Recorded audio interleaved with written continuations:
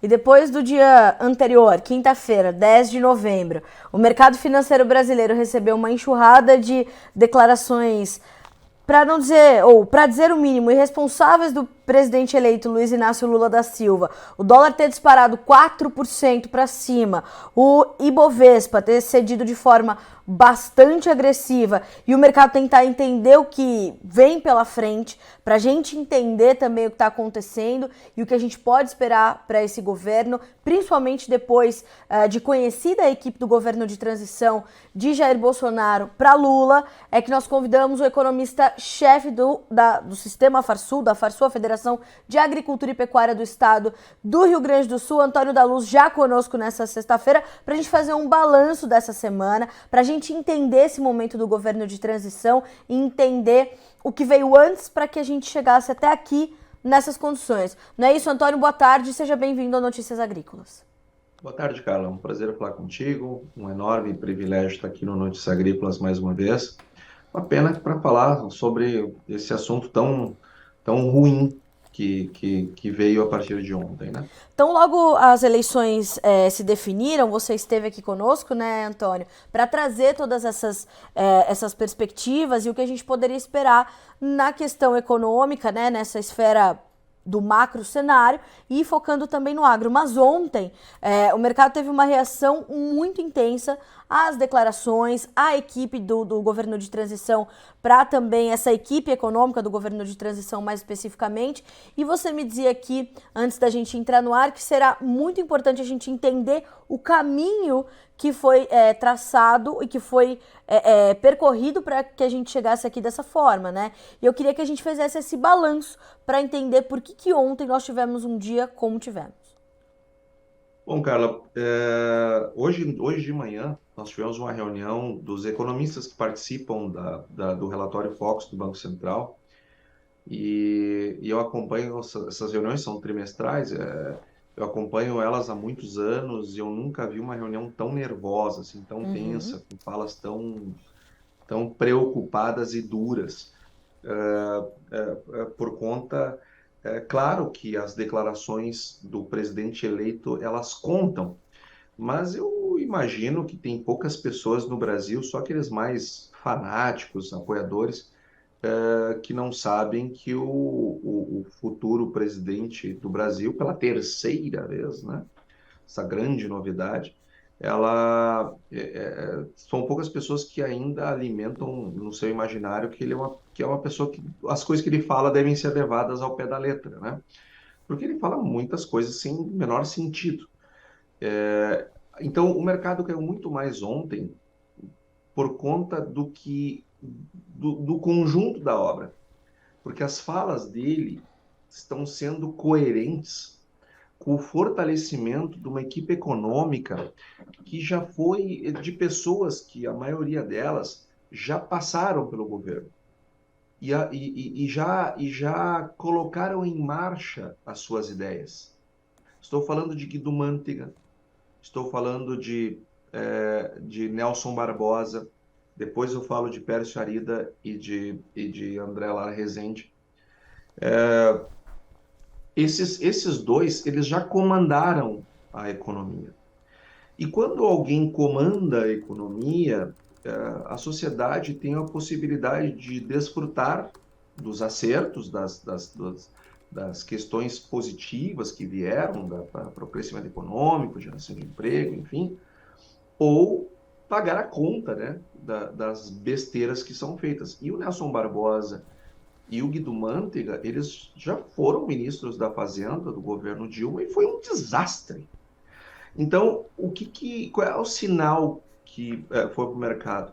E ontem, o Henrique Meirelles, ele praticamente selou que não vai participar do governo. E o mercado estava com uma expectativa, e logo as pessoas vão entender o porquê, que havia uma expectativa positiva que o Henrique Meirelles assumisse a economia, e ele, uma vez sendo o camisa 10 da equipe econômica, ele daria uma diretriz que é positiva para o crescimento econômico, para o aumento de bem-estar, etc. Só que ontem ele não só saiu de qualquer possibilidade, como ele saiu atirando, né? Ele disse, ó, boa sorte para vocês, investidores. Eu estou fora. O Pércio Arida, eu imagino que deva fazer o mesmo em seguida, porque ele vai ter muito pouco espaço no meio daquele trio. O André Lara Rezende, ele nunca participou de um governo de maneira mais ativa, mas ele defende uma coisa que foi chamada de moderna teoria monetária, que se baseia num artigo da década de 40, ou seja, de moderno não tem nada. Sim. E de 40 para cá já passaram mais de 80 anos. Nesses 80 anos, esse estudo, esse pensamento já foi revisitado, já foi reestudado e sempre a gente conclui que ele não funciona. E a prática mostra que ele não funciona. E ele acredita numa coisa assim meio alucinada, né? É mais ou menos como um médico negando que vacina é bom e que bom mesmo é cloroquina nessas alturas do campeonato. Então Sim. é negar que a Terra é redonda, ou seja, ele tem um pouco disso. E quem tem esse tipo de pensamento vai dar certinho com o Nelson Barbosa e com o Guido Mantega, que do ponto de vista econômico são terraplanistas totais, né? E aí então, por que causou todo aquele problema? Exato. Porque o mercado, além de ter uma expectativa de ter no comando da economia alguém bom, tecnicamente bem equipado, também havia uma dúvida de qual Lula iria assumir em janeiro. Se o Lula que assumiu em 2002 ou se o Lula, aliás, que assumiu em 2003, né, que se elegeu em 2002, ou o Lula que assumiu em 2007 para o seu segundo mandato. De qual Lula nós estamos falando? Essa era a grande incógnita. E por que existe essa incógnita? Porque o Lula 1, que assumiu em 2003, ele pegou um país com uma economia bem mais organizada, recebeu uma herança muito positiva do seu antecessor, e que ele e o seu antecessor, os seus antecessores, além de ter construído o Plano Real, lá no governo Itamar Franco, que trouxe estabilidade econômica, em 1999, por um decreto presidencial, criou-se no Brasil uma âncora monetária, se criou metas de inflação. Ou seja, se diz para o Banco Central, essa daqui é a meta que tu tem que perseguir de inflação. E tu tem que fazer o que for possível para buscar essa meta. Então, se tiver que usar remédio amargo, usa remédio amargo, mas tem que botar a inflação baixa. Nós temos meta. Então, todo mercado sabe o que se está perseguindo. E uma vez sabendo o que está sendo perseguido, a gente consegue ter ideia se o Banco Central vai ter que aumentar a taxa de juros, se pode baixar a taxa de juros, o que vai acontecer com o câmbio, o que vai acontecer no resultado fiscal. Ou seja, a economia passa a ter previsibilidade, Certo. estabilidade. Uma outra âncora é a âncora fiscal, que foi criada também em 1999 na LDO daquele ano, na Lei de Diretrizes Orçamentárias, que foi uma meta para resultado primário, ou seja, uma meta para superávit primário. Então, lá em 99, se criou o famoso tripé macroeconômico: metas de inflação, metas de resultado primário, câmbio flutuante. Este era o tripé macroeconômico. O Lula, que dizia que isso era errado, o PT foi contra, aquela coisa toda, assumiu e manteve isso bonitinho, certinho. Botou o Henrique Meirelles no comando do Banco Central. Daí começa a história do porquê que o mercado esperava o Henrique Meirelles. Porque o Lula botou o Henrique Meirelles no Banco Central, no seu primeiro mandato, e botou o Palocci, que é mais liberal que eu, no comando da economia. E olha que eu sou bastante liberal. Então, se criou, e o Palocci, ele entendia, né, corretamente, porque era um cara que, embora não fosse um economista, se assessorou de bons economistas, que mostraram para ele a importância do equilíbrio fiscal. Certo. Então, nós tínhamos um Banco Central que perseguia a meta, tanto é que se olhar os resultados de inflação de Lula 1, a inflação está sempre ali na meta. Um ano um pouquinho acima, outros anos um pouquinho abaixo, mas na média está no centro da meta da inflação. Lembrando que nós temos um centro, uma banda para cima e uma banda para baixo. Nós estávamos sempre no centro da meta, que é o ideal. Nós fazíamos superávites primários no primeiro governo Lula, porque o Palocci perseguia isso de maneira correta, enfim. Veio a crise de 2008.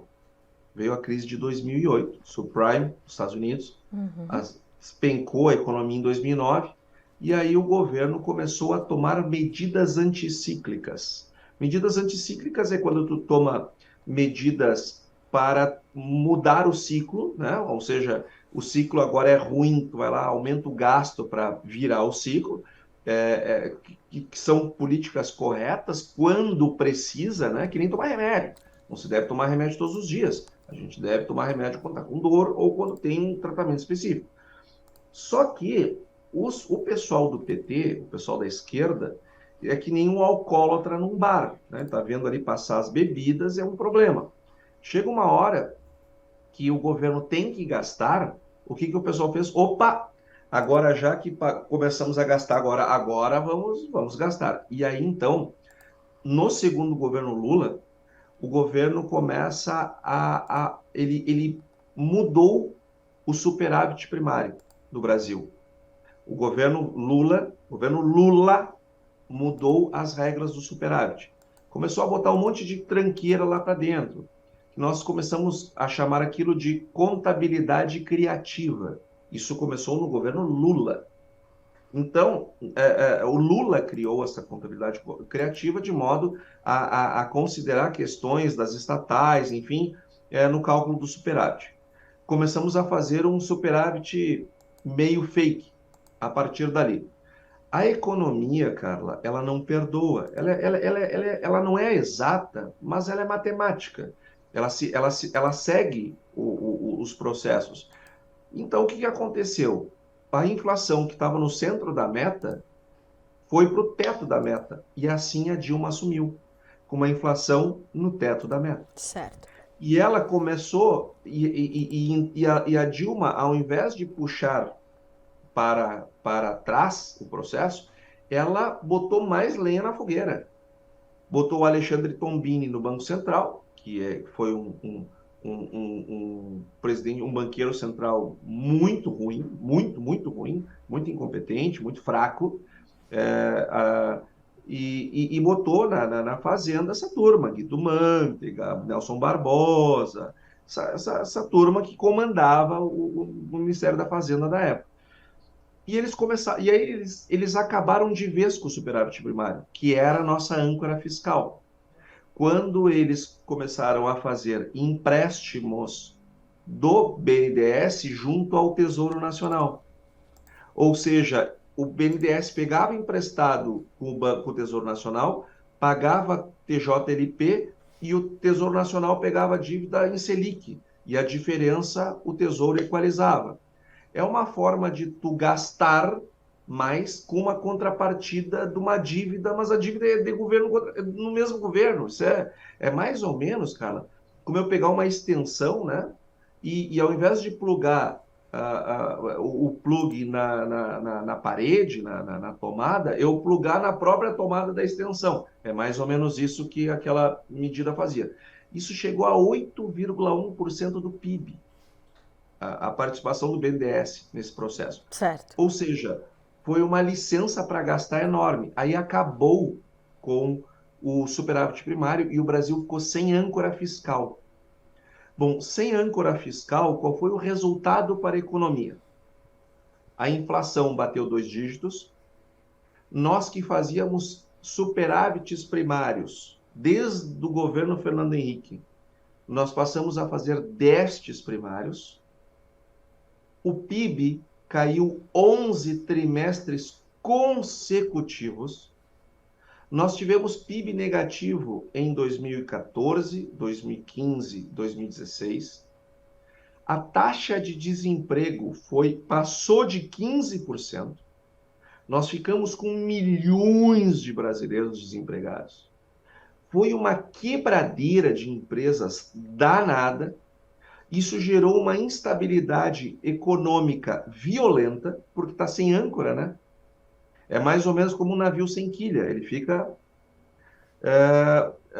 Aí gerou uma instabilidade política que culminou com o impeachment da ex-presidente Dilma. Aí assume Michel Temer, que foi um Sim, governo reformista, fez certo. reforma trabalhista, deixou a reforma da Previdência pronta para ser votada no início do governo Bolsonaro, como foi. E uma das grandes coisas que o governo Temer fez foi reestabelecer uma âncora fiscal. O superávit primário estava desmoralizado. Então vamos criar outra âncora fiscal. Vamos criar o teto de gastos, que ele é Certo. até mais forte do que meta de superávit primário. Restabelecemos a âncora fiscal. Quem é que era o ministro da Fazenda da época? Henrique Meirelles. Ou seja, o histórico do Henrique Meirelles, mesmo em governos de esquerda, é de fazer as coisas, do ponto de vista econômico, corretas. O governo Bolsonaro manteve o teto dos gastos, manteve as âncoras, é bem verdade que criou um furinho no casco da nossa âncora fiscal quando furou o teto dos gastos no episódio dos precatórios e agora nessa dos benefícios para aumentar o Auxílio Brasil, para Sim, os caminhoneiros, taxistas, essas medidas todas que foram tomadas. Em julho, furamos de novo o teto dos gastos. Só que agora as medidas que o governo eleito em transição estão propondo, elas não são fazer um furinho no casco, é pegar aquele furo e fazer rasgar, ou seja, é voltar a ficar sem âncora fiscal. certo. Aí o presidente Lula vem a público e dá a seguinte declaração: por que nós temos que ter meta para o fiscal e não ter metas para não sei o quê, porque os pobres, porque isso que aquilo. Sempre com esse discurso errado, mentiroso, bravateiro, de que fazer esforço fiscal significa prejudicar os pobres. Isto é mentira. Isto é errado dizer uma coisa dessas. Certo. Isso só demagogos, populistas, mentirosos, bravateiros é que falam essas coisas. Por quê? Porque ter equilíbrio fiscal significa gastar tão somente o que arrecada, preferencialmente fazer um superávit primário, de modo que os juros não vão aumentando a dívida, o montante da dívida ao longo do tempo. Manter a dívida estável, eu preciso fazer os superávites primários. Só que, então, se eu estou dizendo que nós temos que gastar a mesma coisa, eu não estou dizendo que não pode gastar com o social. Pode fazer o auxílio de R$ 600, pode aumentar o salário mínimo, pode fazer todas essas coisas, desde que reduzem outras. Sim, Só que esse reduz em outras começa a mexer em interesses. Interesses esses da elite brasileira, que é o funcionalismo público, principalmente. certo. Então, o Lula, ele joga com esta mentira, que fazer equilíbrio fiscal significa tirar dos pobres, não atender os pobres. Não. Fazer equilíbrio fiscal é gastar o que arrecada, então somente o que arrecada. Preferencialmente ainda fazer um superávit primário. Se tu quer aumentar os benefícios, corta em outros lugares. Em outros lugares. Se tu não está cortando em outros lugares, então não vem com essa história. É que ele não quer desagradar a elite do funcionalismo público, ele não quer enfrentar os interesses corporativos de parte do Congresso, de parte do Judiciário, e aí ele vem com essa conversa mole. Mas isso é conversa mole.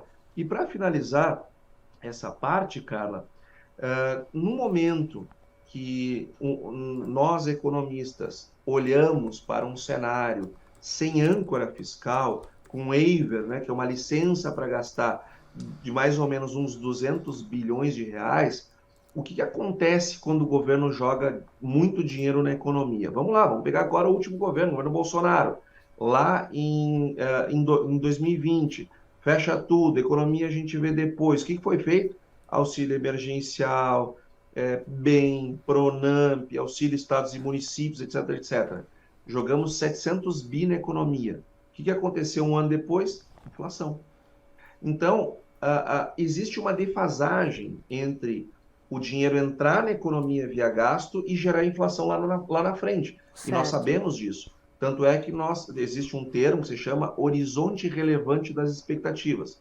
Quando você vê numa ata do Copom, por exemplo, ó, o horizonte relevante das expectativas é o primeiro trimestre de 2024. O que isso quer dizer? Que nós, economistas, não estamos preocupados com a inflação de hoje. Nós estamos preocupados com o acumulado em 12 meses lá no primeiro trimestre de 24. Por quê? Porque entre uma decisão do Copom e ela ficar integralmente funcionando na economia, leva mais ou menos uns 9 meses. Então, se o Copom quer combater a inflação de 2024, ele precisa já começar a tomar medidas agora. Então, por isso, o horizonte relevante. Existe sempre uma defasagem entre as medidas que são tomadas e os efeitos dela na economia. Leva um tempo para as coisas acontecerem. Sim. Então, o que está acontecendo hoje? Sem âncora fiscal, nós, economistas, e em particular aqueles que trabalham aqui, que contribuem com o relatório Focus, nós estamos elevando as expectativas para a inflação no horizonte relevante. Ou seja, nós que vínhamos num processo de desinflação no Brasil, lá para o final de 23, 24, vai começar a subir. Talvez tu já comece a ver isso agora no Copom de segunda-feira. Aliás, no Focus de segunda-feira. Mas provavelmente nos próximos 3, nós vamos ver isso, essa elevação. E isto faz com que o Banco Central ele não vai poder baixar os juros. Os juros, que hoje estão em 13,75, o mercado esperava que ali no segundo trimestre do ano que vem já começasse a baixar. Num cenário de volta da inflação lá na frente, não pode baixar juro. Se não pode baixar juro, o crescimento econômico fica comprometido. Se o crescimento econômico fica comprometido, a venda das empresas, o faturamento das empresas, a quantidade de empregos que vai ser gerada, etc., diminuem. Logo, o valor das empresas também diminui. Por isso que a bolsa cai. Então, o mercado, ele não é uma coisa assim etérea, como algumas pessoas falam, ou tentam, né, filosoficamente criar um instituto que é o mercado. Não, o mercado sou eu. O mercado é tu, Carla. O mercado é nossos Somos. telespectadores aqui. Sim, Nós, o povo, somos o mercado. claro. Nós que somos empresários, seja do campo, seja da cidade. Nós que somos trabalhadores, seja do campo, seja da cidade. Nós que somos poupadores, seja do campo ou da cidade, temos lá uns dinheirinho lá de reserva num CDB, num RDB, num título bancário, que é lastreado em títulos do governo, nós somos o mercado, não são meia dúzia de banqueiros, nós somos o mercado. Sim. Então, se as nossas empresas, se os nossos negócios têm uma expectativa de redução da atividade, a Bolsa já reage imediatamente. Então, um país sem âncora fiscal é uma economia à deriva, com perspectiva inflacionária, com baixo crescimento econômico, com câmbio tendendo para cima. Ou seja, estão todos os elementos que levaram ao impeachment da Dilma, estão presentes nessa equipe de transição. Por isso que o mercado está reagindo tão mal. Antônio, dessa forma a gente consegue trazer uma detalhada trajetória do que faz com que o mercado sinta todo esse nervosismo. Portanto, a sua preocupação é de que as coisas se repitam e a gente tenha cenários muito mais agressivos do que tivemos em 2007, 2009, depois nos governos Dilma, ou o seu temor é de que a gente veja cenas muito piores, né? Essa reação que o mercado teve ontem, ela é condizente com essa trajetória e essas preocupações, ou ela foi talvez um pouco exagerada, ou não? Faz sentido? Não, ela não foi Era exagerada. isso que eu queria E entender. ela não foi exagerada. Ela foi uma resposta. Uhum, Porque, Carla, uma coisa importante, assim, ó, o mercado, ele não tem partido político, tá? certo. O mercado, ele não está nem aí se vai ser Lula, se vai ser Bolsonaro, ele não se importa com essas coisas. Ele quer saúde O econômica. que o que o mercado ele quer saber é o seguinte: quais as decisões que vão ser tomadas? Essas decisões trazem crescimento econômico? Ou trazem crescimento mais baixo? Ou, quem sabe, até decrescimento? Essas decisões botam a inflação para níveis mais baixos ou mais altos? Essas decisões aumentam a dívida do governo ou diminuem a dívida do governo, fazendo com que o risco, né, de comprar títulos do governo aumentem ou diminuam. Isto vai gerar mais emprego e logo mais renda, mais comércio, mais circulação econômica, ou isso vai gerar mais desemprego? É isto que o mercado olha. Essas medidas que foram propaladas ontem, elas não trazem um cenário positivo. E o mercado ele sempre se antecipa aos movimentos. Certo. Então, se há uma expectativa de que vai ter desatividade, eu não vou esperar a desatividade vir. Eu vou me antecipar, porque senão vou perder dinheiro, eu vou perder mais dinheiro ainda. Este é o lance. E aí eu vou falar por nós aqui, que participamos do Focus. Nós tínhamos uma perspectiva de crescimento econômico para o ano que vem de 0,8. Nós já puxamos para meio. Nós tínhamos uma expectativa de inflação no ano que vem de 4,10. Ela já está em 4,96. A inflação de 2024, que já estava em 13,50, nós já puxamos para 4,10. Ou seja, as perspectivas mudam. E quando as perspectivas mudam, as decisões dos empresários mudam, porque eles precisam tomar decisão olhando para o horizonte e não para o retrovisor. Então, quando o horizonte muda, as decisões também mudam. Sim. Então, é perfeitamente possível acontecer como aconteceu um convívio entre o mercado de capitais e o governo Lula. O Lula não tem novidade nenhuma, ele já foi presidente 2 vezes. E a Bolsa teve momentos maravilhosos no governo dele e momentos horríveis. Depende são as medidas que são tomadas, que são trazidas ao conhecimento, que fazem com que as pessoas se posicionem de um jeito ou de outro. Então, por exemplo, eu vou falar agora, mais uma vez, usando o meu nome, o meu caso. Carla, eu jamais colocaria uma projeção econômica para prejudicar um governo, seja ele qual for, claro, por uma razão muito simples.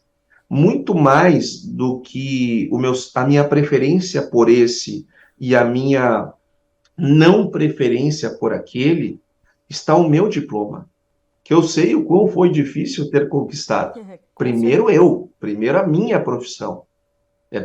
Eu sei o que me custou chegar num patamar profissional para dar uma entrevista para ti. Eu sei o que me custou.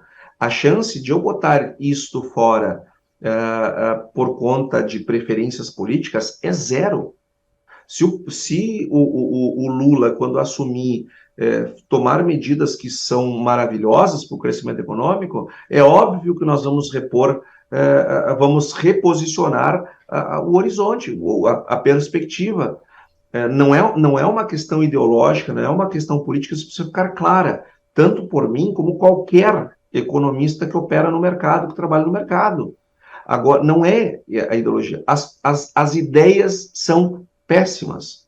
E com a saída do Henrique Meirelles, do radar de ser a cabeça à frente da equipe econômica, e ficando nomes como André Lara Rezende, que é um desastre, o Nelson Barbosa, que assim, o André Lara Rezende é um gênio perto dele, e o Guido Mantega, que já deveria ter tido a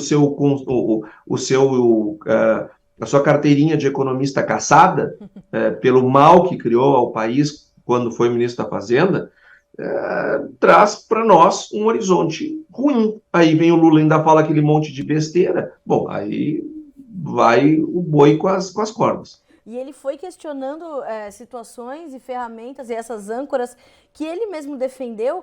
E eu fui questionada hoje de manhã, Antônio, durante a nossa abertura de mercado, sobre o seguinte, né? Eu fui relatando essa situação toda enfim, dizendo o que aconteceu ontem, o que a gente poderia esperar para esse final de semana. E o questionamento que eu recebi foi o seguinte: pô, mas ele fez esse discurso durante toda a campanha e o mercado não reagiu dessa forma. A minha resposta foi: bom, ele estava em campanha. Agora foi eleito e ali coloca uma equipe de transição. Agora o mercado conhece os nomes que vão atuar ali nessa transição, o próprio nome já fala, e que podem permanecer na equipe econômica. É mais ou menos por aí. Agora a gente tem as confirmações de caminhos ruins que a gente pode fazer, Antônio?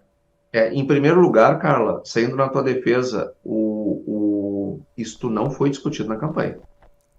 Acabar com Inclusive, a âncora fiscal, sim, teto de fazer gastos e tudo mais. isso nada foi discutido na campanha. Nada disso foi discutido na campanha.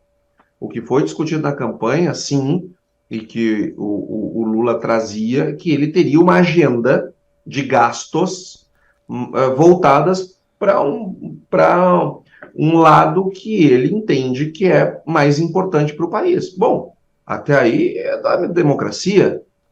Agora, daí a fazer isso, entrando no cheque especial ou no rotativo do cartão de crédito, são outros 500.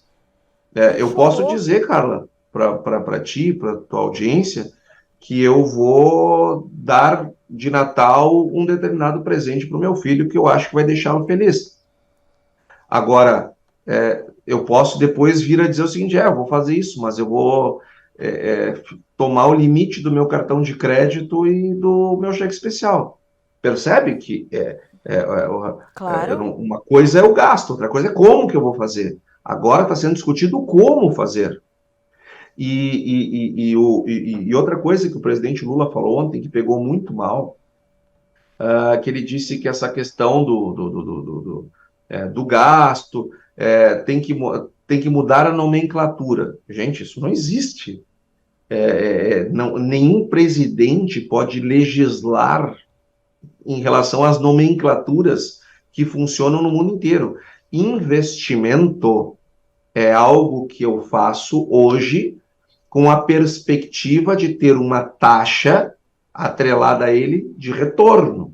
Isto é um investimento. É algo que tem payback, é algo que tem uma taxa mínima de atratividade, que tem um valor presente líquido. Isto é um investimento. Investimento eu não posso qualificar que nem a gente vai comprar uma camisa, ou você, no caso, um vestido, um sapato, e o vendedor diz para a gente, né? Você vai investir nessa coisa. Não, não vai investir, vai gastar. Porque nós, no Brasil, na América Latina, de uma maneira geral, a gente acredita assim, que gasto é uma coisa ruim e investimento é uma coisa muito boa. Não, não, não. Gastos podem ser muito ruins ou muito bons. Gasto com saúde é um gasto espetacular, faz muito bem. Um gasto com educação faz muito bem. Mas não é investimento em educação. Investimento se eu construir uma escola. Aí eu fiz um investimento.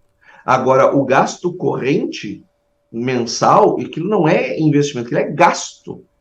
Eu fazer um gasto social não significa que eu estou gastando mal. Eu não preciso chamar de investimento para dizer que isso é importante. Sim. Só que quem criou a contabilidade criativa no Brasil não foi Dilma, foi Lula, em 2009, no seu segundo governo. Então, o que o mercado pensa? Opa, esse cara vem até com mudança de nomenclatura, ele vai voltar, vai voltar a fazer contabilidade criativa. Ou seja, as pessoas que estão por trás da área econômica são péssimos sinais para o futuro. Não pelo Lula em si, porque o negócio do Lula é subir em palanque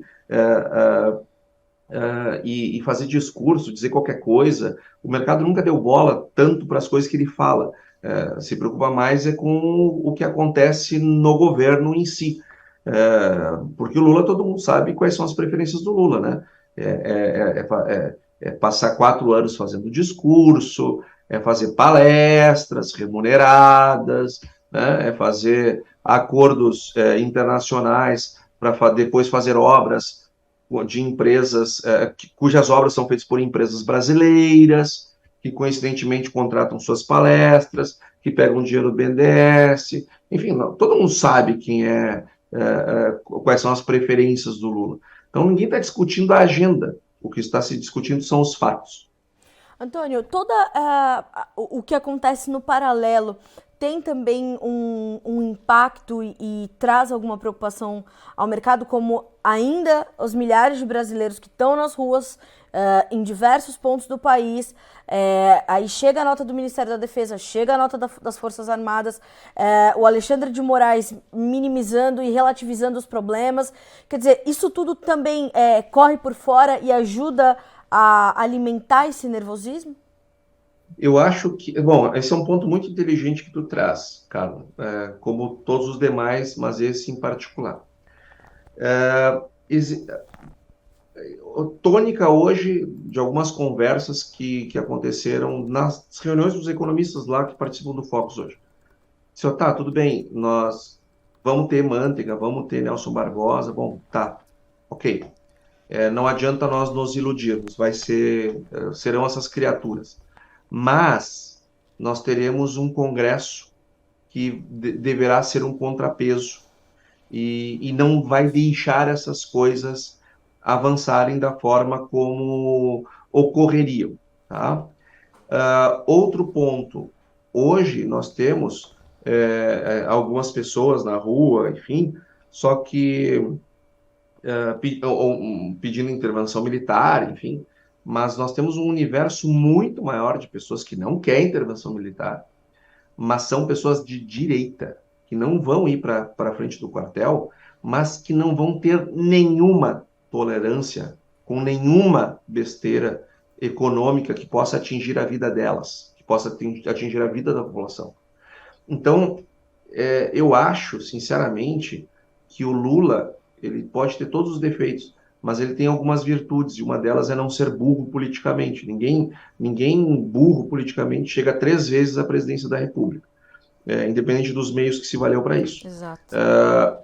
Então, ele sabe que ele não tem um cheque em branco, porque para as pessoas irem para as ruas, como foram, aos milhões para derrubar a Dilma, é só um estalar de dedo. Ele é um escorregão, é uma tropicada mais forte e ele vai ter dificuldades com as ruas. Não vai ser com as Forças Armadas, não vai ser vai ser com as ruas. Esse assunto do Alexandre de Moraes, eu colocaria ele numa outra gaveta. Eu acho esse assunto seríssimo. Eu acho que o Alexandre de Moraes passou de todos os limites aceitáveis numa democracia. Ele não é alguém subordinado e subalterno à Constituição. Ele se transformou na Constituição. E eu espero, sinceramente, que o Senado Federal dê uma resposta, não só para o Alexandre de Moraes, mas para uma parte do judiciário, que não é toda, eu diria até que é uma minoria. Eu estou falando do judiciário desde a primeira instância até o STF, não estou falando só do STF, mas tem uma minoria que tem se valido de 2 práticas que são inaceitáveis. Uma, ativismo judicial, e outra,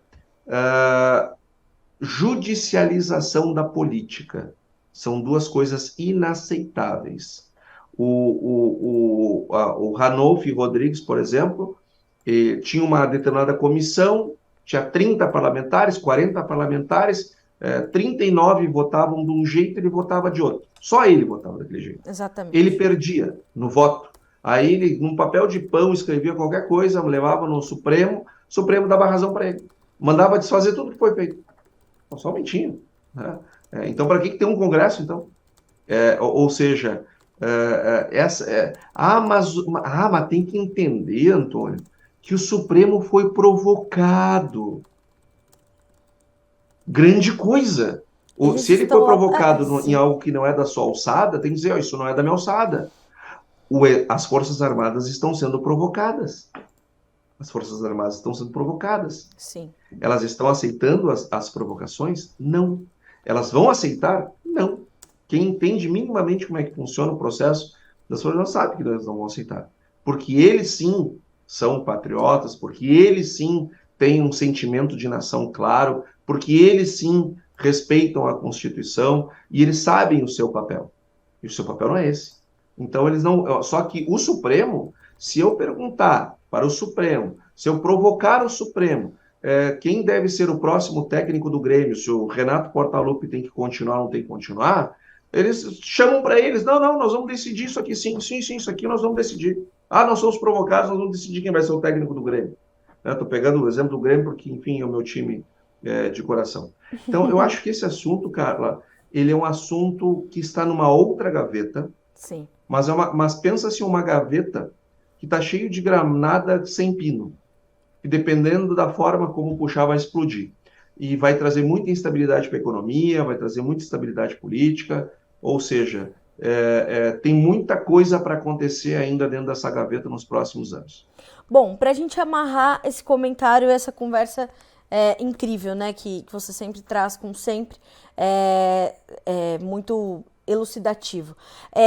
O que a gente deve encontrar nesses próximos dias, nesse curto prazo, curto médio prazo, Antônio da Luz? A gente vai ver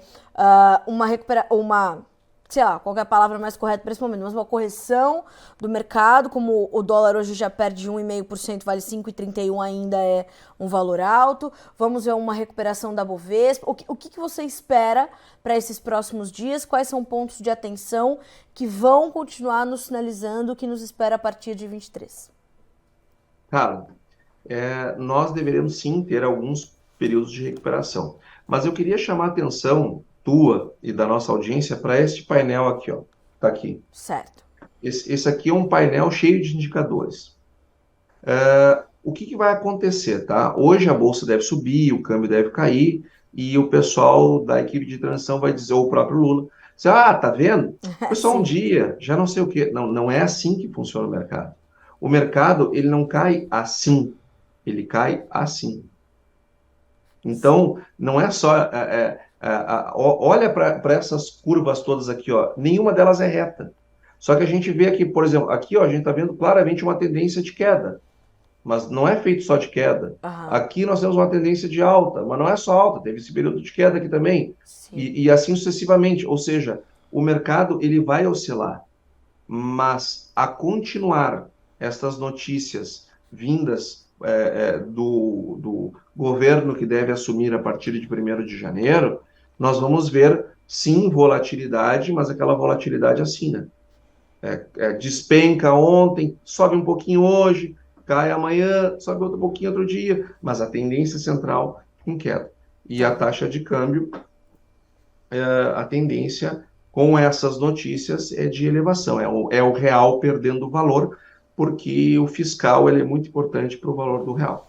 E é muito ruim a gente ter que dar essa notícia, né, Antônio? Porque, inevitavelmente, quando a gente pensa que essa é uma tendência de queda, a gente está falando de menos emprego, menos renda, menos prosperidade, menos independência, né? Menos investimentos chegando aqui, a gente tentando ir para frente e vamos ter que voltar, vamos ter que engatar a marcha ré, porque não vai ter outro jeito. Então, o resumo disso, ou o reflexo dessas oscilações e dessa tendência de baixa central do mercado, este sim é o reflexo do que o brasileiro mais pobre vai sentir, do processo que a inflação faz com o poder de compra da população, com a geração de empregos e com uma população que continua refém, ou que vai voltar a ser ainda mais refém das suas necessidades daqui para frente, né?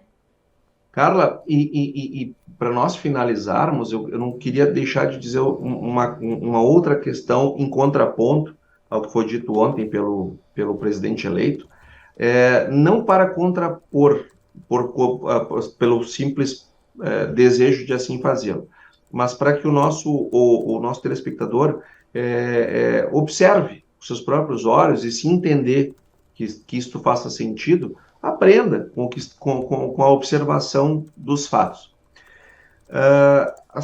Ontem o presidente eleito Lula, disse que Nós temos que pensar nos pobres e não no mercado, não sei o quê. Quando essas coisas acontecem, o mercado ele não sai mal. Porque, Carla, no governo Dilma, uma ação da Petrobras chegou a custar R$ 4,50.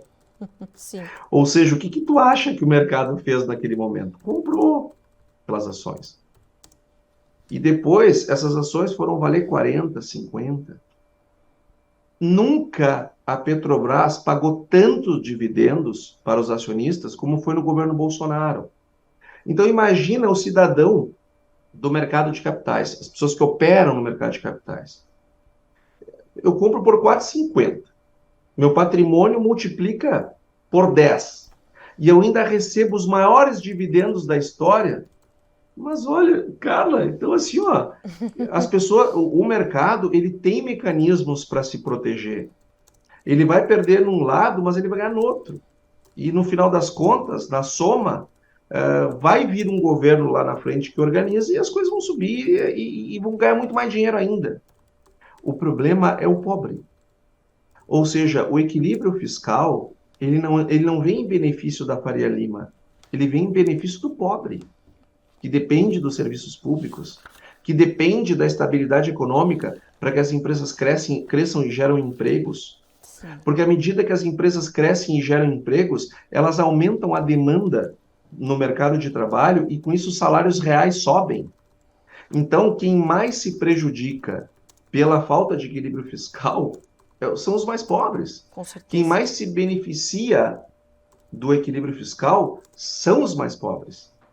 Só que, infelizmente, nós temos no nosso histórico pessoas que são demagógicas, populistas, enfim, bravateiras, que se valem da ignorância das pessoas em economia para plantar ou ideias que são, aos olhos e os ouvidos de um profissional, são esdrúxulas. É a mesma coisa que dizer para um astronauta que a Terra é plana. Agora, para muitas pessoas isto vira uma verdade, porque elas, enfim, não têm o mínimo de conhecimento para entender como é que essas coisas funcionam, o que é uma pena. O que é uma pena.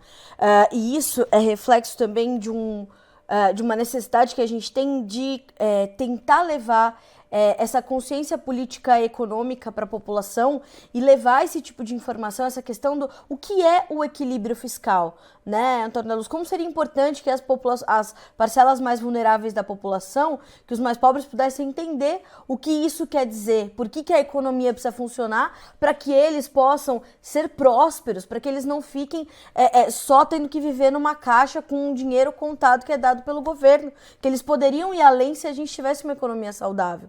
Então, mais uma vez, quero te agradecer por trazer uma análise sempre muito lúcida e esclarecimentos importantes, e eu vou fazer essa mensagem chegar o mais longe possível, porque a gente precisa continuar informando e instruindo, né, orientando, e é para isso que o jornalismo serve também, a comunicação. Te agradeço mais uma vez por estar conosco para a gente fechar essa semana, Antônio. Eu que agradeço, Carla, a oportunidade de estar contigo, de estar com a grande audiência do Notícias Agrícolas. Nós nos à disposição de vocês. Antônio, bom final de semana para ti, meu amigo. Bom restinho de sexta-feira. Com certeza vamos continuar nos falando. Até a próxima. Um abraço. Abraço. Até mais. Até mais. Obrigada. Antônio da Luz, economista-chefe da Farsul, a Federação de Agricultura do Estado do Rio Grande do Sul, e a gente acerta na mosca quando chama o Antônio da Luz para trazer essas explicações e fazer esse balanço do que a gente está vivendo. Quando a gente pensa, o que o Antônio da Luz quis dizer com tudo isso? Nós já conhecemos o mercado, e o mercado somos nós já conhecemos aqueles personagens que formam ali a equipe de transição, né? Então, estão ali colocados os nomes na mesa. O mercado sabe que essa equipe de transição está distante dessa busca pelo equilíbrio fiscal e de como o equilíbrio fiscal é o caminho mais seguro para uma economia saudável. Uma economia que está saindo da pandemia, uma economia que está sentindo os efeitos da guerra, uma economia que pegou uma herança, né? Bastante ruim do Partido dos Trabalhadores, passou por um governo de transição também, que foi o governo de Michel Temer, que foi um governo reformista, e na sequência, no governo Jair Bolsonaro, se deu sequência a essas reformas, né? E o que a gente vê agora é realmente uma transição para um caminho que pode ser bastante incerto. E foi essa a reação do mercado ontem. E Antônio da Luz frisa, não foi uma reação exagerada, o mercado tende a se antecipar aos fatos, não vai esperar as coisas acontecerem, os desastres se darem para perder dinheiro. Então a gente continua monitorando tudo isso, é importante que a gente monitore e é importante que a gente traga esses esclarecimentos e fazer essa trajetória do primeiro governo Lula até o governo Temer, passando pelo governo Jair Bolsonaro, para entender a reação do mercado, é muito importante para aprofundar a sua consciência política e econômica. É assim que a gente vai avançar com os debates, é assim que os questionamentos serão feitos. Então vamos continuar acompanhando, a gente fica por aqui com esse boletim, mas a nossa programação continua para que vocês sejam sempre os produtores rurais mais bem informados do Brasil. Se inscreva em nossas mídias sociais. No Facebook, Notícias Agrícolas. No Instagram, @Notícias Agrícolas. E em nosso Twitter, @Norteagri. E para não perder nenhum vídeo, não se esqueça de nos acompanhar no YouTube e na Twitch, Notícias Agrícolas Oficial.